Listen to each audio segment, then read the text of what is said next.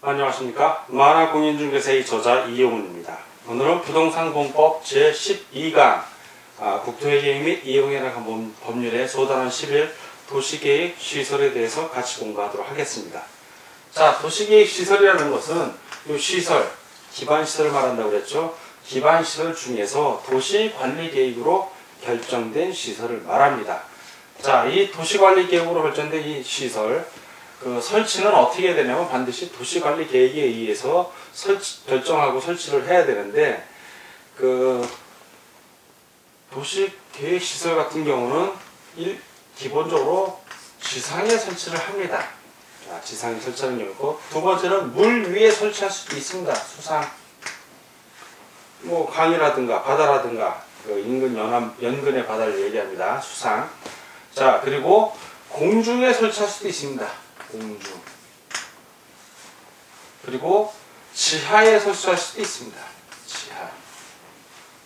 그리고 물 가운데, 물 아래, 수중에 설치할 수도 있습니다.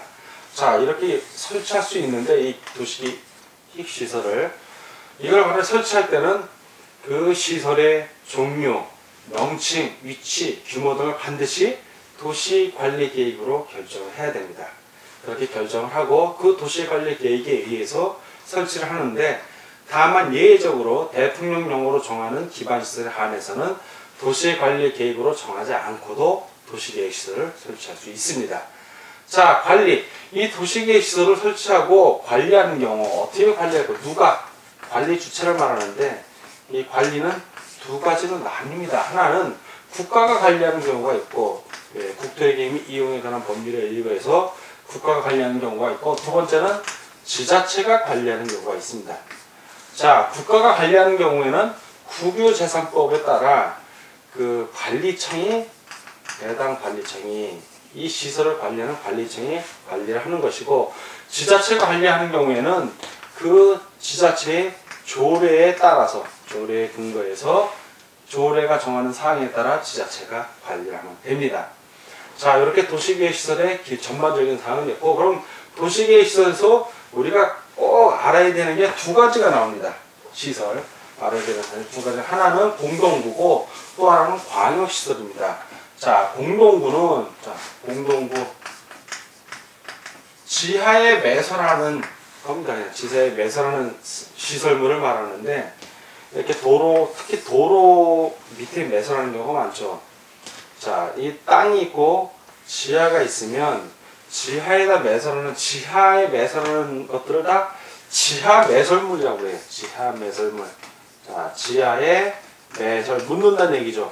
그냥 묻는 게 아니라 모아서, 한 군데 모아서 어떤 둥근 관 안에다 넣는 겁니다. 넣는 건데, 이 지하 매설물들이 무엇이냐 하면, 그 지하 매설물을 보면 이 공동구를 왜 하는지 이해가 갑니다. 지하 매설물들이 뭐냐? 전기선, 전기, 가스, 도시가스 생각하시면 될 겁니다. 가스. 그리고 수도, 상하수도 생각하시면 되고, 수도, 통신시설. 그리고 이러한 이 수도는 상수도고 이제 하수도 시설, 물 빠지는 걸 이러한 시설물들은 지하에 매설하는 건 다 하나로 모아서, 물론 그 안에 구분을 짓죠. 이 안에 다 집어넣어야 된다는 겁니다. 그러면 전기 같은 건, 전봇대 같은 게 없어지니까 도시 미관이 좋아질 것이고, 자, 도시 미관. 그리고 다 지하로 오니까 도로가 깨끗해집니다. 주변에 위에 따로 설치를 안 해도 되니까. 그리고 교통이 원활한 소통이 이루어져요. 도시 미관도 좋아지고. 그래서 공동구를 만드는 겁니다. 자, 이 공동구. 그러면 지하 매설물을 지하에 설치할 수 있게 해주는 시설물이라고 그랬는데, 자, 어떤 경우에 이 공동구에 다 수용을 해야 되나? 수용 의무 대상. 수용 의무.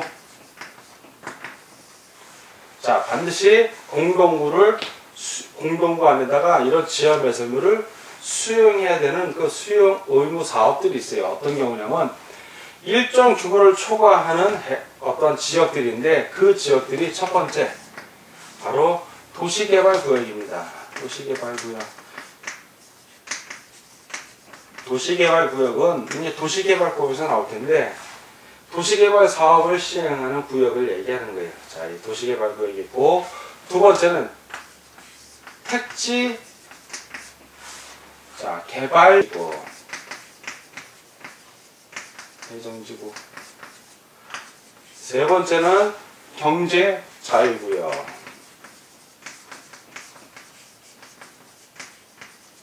네 번째는 정비구역 이게 정비 사업을 하는 구역을 얘기합니다. 다섯 번째는 그 밖에 대통령령으로 정하는 지역.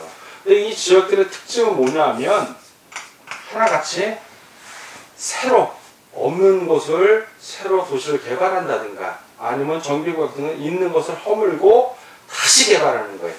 그런 점. 처음부터 다시 그 일대를 싹 개발. 즉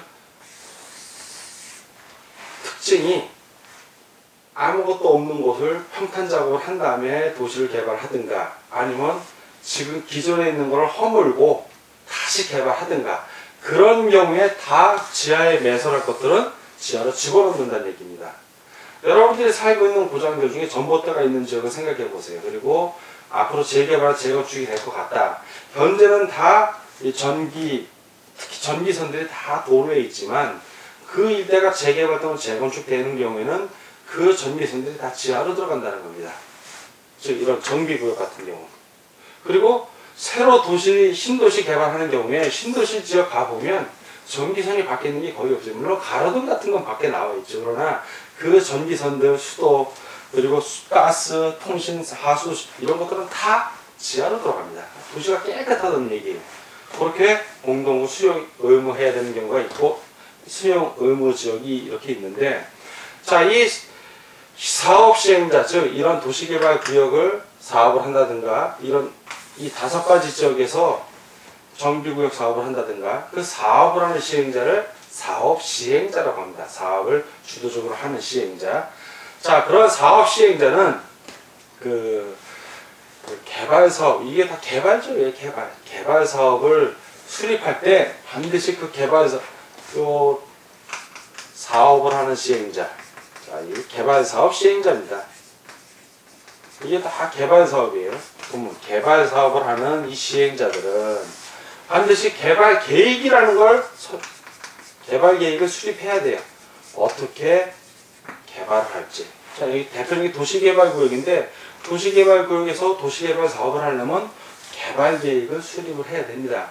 이 개발 계획을 수립할 때 공동구하고 관련된 것도 포함을 시켜야 돼요. 반드시. 공동구 설치에 관한 계획을 해야 되고 그리고 이 개발 계획 공동구로 설치할 때는 이 공동구 안에 같이 집어넣는 현상이 전기업자라든가 통신업자 뭐 이런 관련자들이 같이 협의를 해야 됩니다. 그 노선 같은 거 어떻게 이 배관에 어떻게 깔 것인가 이 공동구를 같이 협의를 하는데 이런 전기, 가스, 수도, 통신, 하수도 이런 걸 집어넣으려는 사람들 즉 지하 매설물을 넣으려는 이런 사람들 공동구를 점용해서 사용하려는 자들을 뭐라고 그러냐면 공동구 점용 예정자라고 합니다. 왜?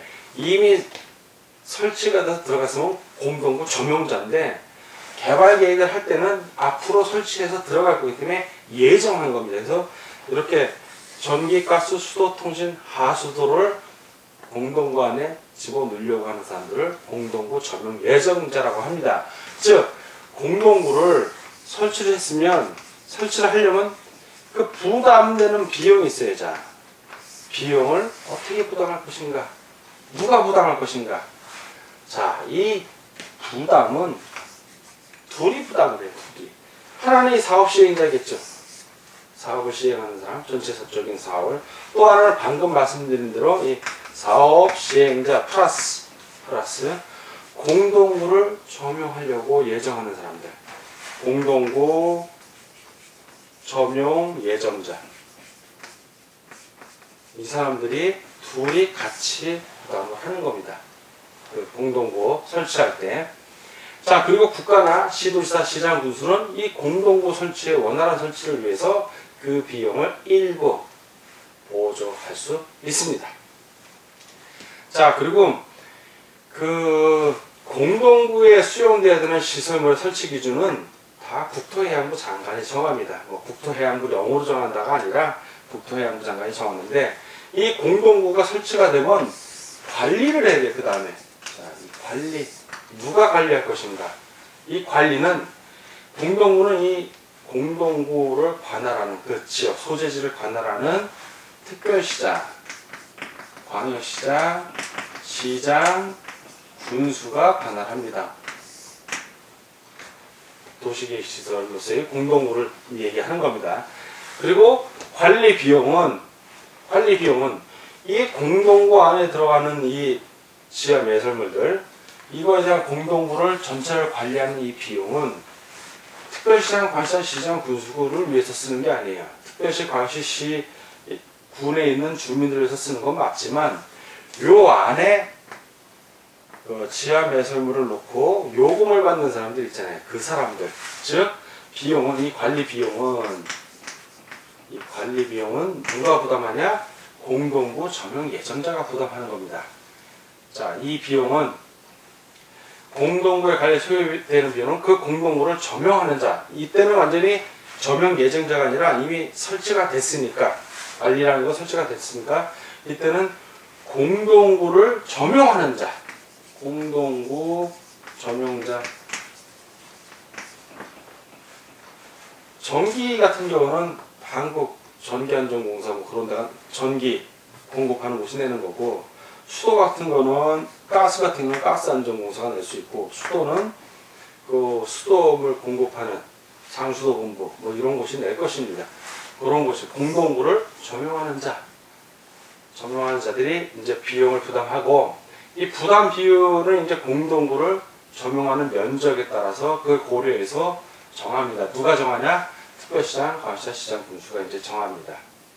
그리고 그 공동구 설치 비용을 부담하지 않는 자가 만약 공동구를 처음에 설치할 때 비용을 냈어야 되는데 안 내면 그 사람들은 특별시장, 광시장, 시장, 군수의 허가를 받아서 공동구를 사용해야 되고, 그리고 공동구 사용할 경우에는 지방자치단체의 조례로 정하는 점용료 또는 사용료를 납부해야 됩니다. 자, 그리고 안전점검, 특별시장, 광역시장, 시장, 군수는 1년에, 자, 요 사람들은 1년에 1회 이상 공동구의 안전을 점검할 의무가 있습니다. 자, 만약에 안전 점검 결과 아무 이상 없다고 인정될 때는 그 문제가 없는데, 안전 점검을 했는데 안전에 문제가 있다고 진단이 나왔을 경우는 지체 없이 정밀 안전 진단을 해야 되고, 또 보수, 정비 등 필요한 조치를 해야 됩니다. 그리고 공동구 관리자, 바로 특별시장, 광시장, 시장, 군수는 1년에 1회 이상 그 안전 점검을 할 뿐만 아니라 5년마다 해당 공동구의 안전 및 유지, 어떻게 안전과 그리고 어떻게 유지할지 그 유지 관리 계획을 5년마다 유지 관리 계획을 수립하고 그에 따라 또 시행을 해야 됩니다. 자, 이것이 공동구고, 도시계획시설에 있어서 이제 또 두 번째로 중요한 시설이 광역시설입니다. 광역시설은 광역시설 두 가지 종류가 있다고 그랬어요. 광역시설은 어떤 종류냐면, 광역시설은 두 지역에 걸쳐 있는 게 광역시설이에요. 두 이상의 특별시, 광역시, 시군에 걸쳐 있는데, 첫 번째는 걸쳐 있는 거, 양쪽에 다 걸쳐 있는 거. 도로를 생각하면 돼. 제일 빨라. 도로, 철도, 운하. 두 번째는 어느 한쪽에 있지만 둘이 같이 사용해. 공동으로 사용하는 거야. 같이 사용하는 거. 뭐 강만, 공항 이런 게 대표적인 거예요. 인천에 인천공항이 있어요. 그럼 인천 사람만 사용해요? 아니지, 서울 사람 사용하고, 경기도, 대한민국이 다 사용한다고 보면 돼. 그런 것들이 광역시설이에요. 그런 것들이. 그리고 도로, 고속도로 생각해 보자고요. 예. 제일 예를 들게 경인고속도로인데, 경인고속도로에서는 서울하고 인천까지 고속도로 연결돼 있어요. 그게 서울 거예요? 아니죠. 인천 거? 아니, 공도. 운동거란 말이에요. 이렇게 걸쳐 있는 거. 요 두 종류의 광역시설은. 자, 그러니까 설치나 관리하는 데 있어서 애매한 게 나타납니다. 이런 경우에. 자, 그래서 원칙은 광역시설 같은 경우는 이제 설치 또는 관리에 있어서 설치 관리에 있어서 원칙이 있겠죠. 원칙. 어떠한 원칙이 있어야 설치를 하거나 관리를 할 수 있습니까? 자, 원칙은 도시계획시설의 설치 관리 규정을 따릅니다. 자, 도시계획시설의 도시계획시설의 설치 그리고 관리 규정을 따릅니다. 관리 규정을 따르는데 그 예외적으로 이제 예외 이런 경우는 이미 설치된 도로들의 경우고 새로 설치하는 경우가 이제 문제가 발생을 해요. 그럴 때 새로 설치하는 경우가 이제 예외적으로 나오는데 첫 번째는 그 관계된 이 광역시설과 관계된 특별시장, 광역시장, 시장, 군수 관계된 사람들이 협약을 체결합니다. 협약. 서로 약속을 하는 거예요. 협약을 체결을 해. 자, 협약을 체결해서 협의회 등을 구성합니다. 그럼 협의회를 구성해서 같이 관리하면 돼요. 설치하고 관리하면 돼요. 아무 문제가 없어요. 이러면. 그런데 1번이 이루어지지 않았어. 협약도 체결 안 되고 협의회도 구성이 안 됐어. 자, 이런 경우는 어떻게 하냐? 이런 경우. 자, 이런 경우는 그게 같은 시군이 예를 들어서 시와 군이 같은 도의 관할 구역 안에 있을 때 협약이 안 될 때는 예를 들어 간단해요. 그 시군을 관할하는 도지사가 해버리면 돼. 도지사. 도지사가 설치하고 관리할 수 있습니다. 문제가 없어요. 관할 도시가 중립적인 이착에서 양쪽을 아우르면서 그 도시계획시설, 광역시설을 설치하고 관리하면 됩니다. 자, 그리고 그 협약이 잘 안 되는 경우는 어떤 경우는 세 번째. 이건 협의를 아예 할 필요 없죠. 국가계획인 경우. 국가계획. 국가에서 설치하는 고속국도를 생각하면 돼. 이런 거. 국가계획으로 설치하는 광역시설은 그 법률에 따라 설립된 법인이 이 광역시설을 설립 또는 관리할 수 있습니다. 법인이. 국가계획은 해당 법인이 관리하면 돼요. 도로공사 같은 경우가 도로 관리하잖아요. 그런 식으로 그 특광시장 군수에게 부담을 주지 않고 그 관리하는 주제를 따로 정해주는 겁니다. 법률에서. 그럼 거기서 관리하면 되니까 문제가 해결이 됩니다. 자, 이 광역시설 역시 시설자 들어가면 다 기반시설이에요. 기반시설. 광역적인 기반시설이 광역시설입니다. 역시 도시관리계획으로 결정된 기반시설입니다. 자, 그리고 어떠한 예를 들어서 A 지방자치단체가 A 지자체에서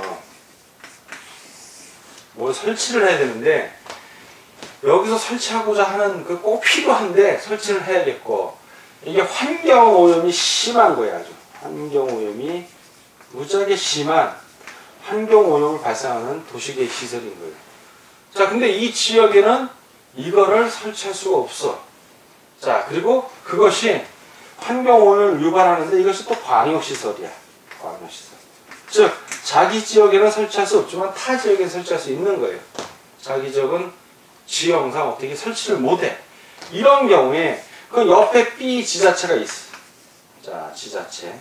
옆에 지자체는 이걸 또 설치할 수 있는 거예요. 광역시니까 같이 쓸 수 있으니까 여기에 설치할 수가 있어. 근데 옆에 B 지자체는 당장 뭐 필요하진 않아. 이런 경우 A 지자체는 어떻게 해야 될 것인가? 자, 이런 경우에 A 지자체가 자기 지역에 설치할 수는 없고 타 지역에 할 수 있으면 자, 그럼 타 지역에 설치를 하는 경우에 A 지자체는 B 지자체에게 뭔가 도움을 줘야겠죠. 자기 지역에 환경오염이 발생하는 광역시설을 설치를 못하고 옆 지자체에 설치를 한다면 도움을 줘야 돼. 바로 해당 지자체하고 그 도움 줄 수 있는 사업을 같이 시행하거나 그 도움 줄 수 있는 사업을 할 수 있도록 자금을 지원해주면 되는 거예요. 근데 그 도움을 주는 사업이 뭐냐면 바로 이 지자체에서 할 수 있는 사업이 뭐냐면 환경오염 방지 사업. 환경오염을 방지하는 사업입니다. 방지사업, 환경오염 방지사업. 두 가지 사업이 있는데 첫 번째가 환경오염 방지사업.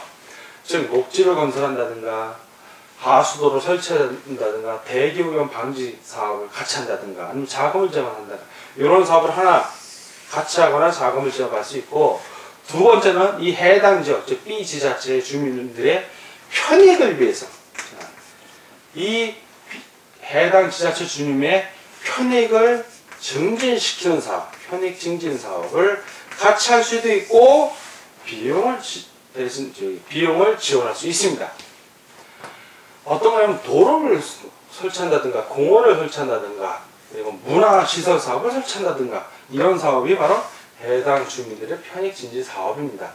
이렇게 그 지방자치단체가 환경오염이 심하게 발생하거나 해당 지역의 개발이 현저하게 위축될 우려가 있는 광역시설을 다른 지방자치단체에 설치하는 경우에는 그 다른 지방자치단체의 환경오염 방지 사업 또는 편익 증진 사업을 같이 하거나 비용을 지원할 수 있습니다.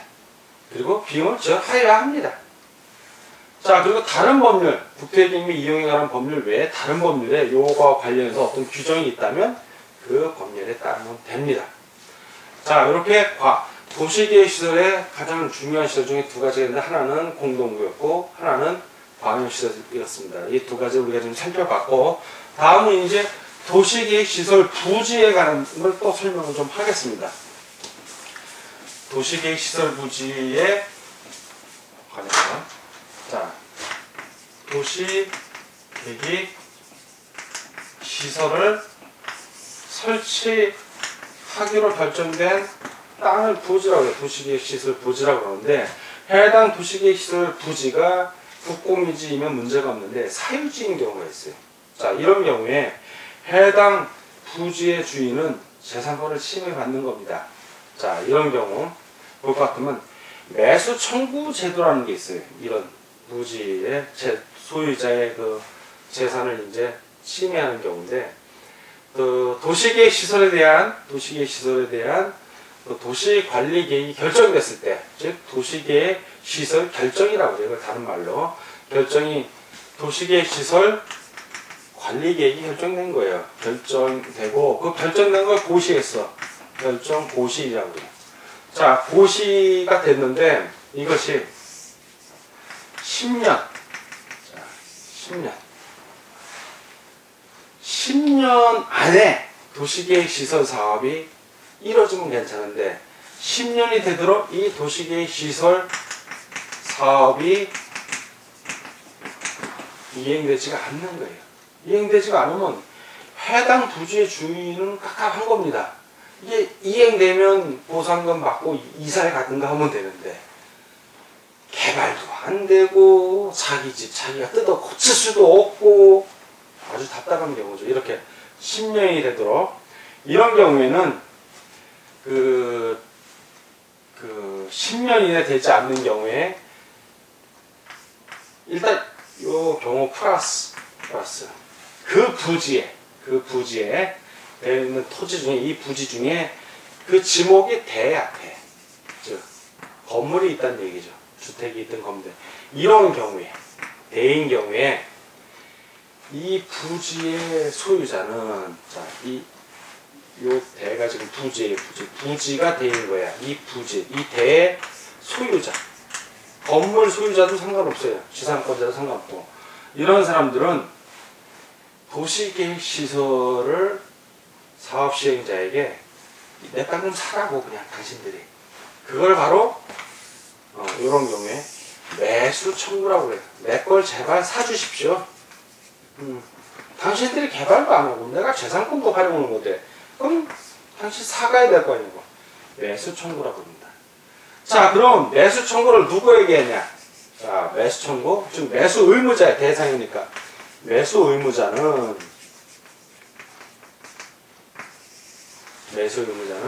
원칙적으로는 원칙 특별시장, 광역시장, 시장, 군수입니다. 원칙적으로는 이렇게 돼요. 원칙적으로. 그러나 이제 예외적으로 매수 의무자가 또 있어요. 예외적으로는 해당 도시계획 사업, 도시계획 시설을 설치하는 사업을 도시계획 시설 사업이라고 그러는데, 도시계획시설 사업시행자입니다. 예외적으로. 이 사업시행자가 특강시장 군수하고 같을 수도 있고 다를 수도 있어요. 같을 수도 있고 다를 수도 있습니다. 자, 그래서 예외적으로 사업시행자라고 하는 것이고, 자, 그리고 법률에 따라서 도시계획시설을 설치 또는 관리해야 되는 자가 있다면 그 사람입니다. 그런데 설치하고 관리하는 사람이 다를 경우에는 누구냐? 설치하는 사람이에요. 그때야. 도시계획시설을 설치하는 사람. 이렇게 되어 있습니다. 자, 이런 사람들이 매수 의무자예요. 그 사람들에게 이 소유자가 이 대인 토지를 좀 사달라고 청구하는 거예요. 자, 청구. 그럼 매수 의무자는 의무가 있기 때문에 이걸 사줘야 돼. 사줘야 됩니다.